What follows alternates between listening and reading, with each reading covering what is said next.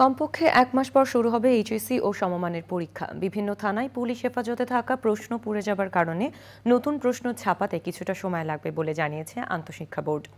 শিক্ষা মন্ত্রণালয় থেকে নতুন নির্দেশনা আসলেই পুরোদমে শুরু হবে মাধ্যমিকের শিক্ষা কার্যক্রম। মোস্তফা মল্লিকের রিপোর্ট। প্রাথমিক ও মাধ্যমিক শিক্ষা প্রতিষ্ঠান খোলা থাকলেও বাস্তবে অধিকাংশ প্রতিষ্ঠানে শিক্ষার্থী যাচ্ছে কম।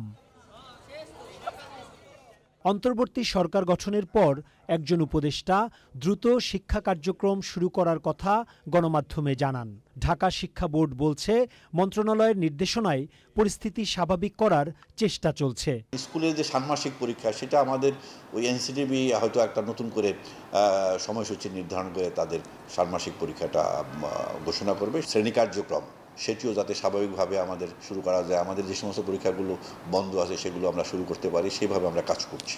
গত ৩০ জুন শুরু হয় এইচএসসি ও সমমানের পরীক্ষা।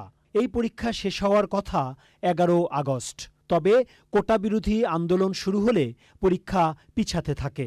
১৬ জুলাই হয় সর্বশেষ পরীক্ষা। ১৩টি বিষয়ের মধ্যে এই সময়ে ৭টি পরীক্ষা হয়েছে। এখনো বাকি ৬টি পত্রের পরীক্ষা।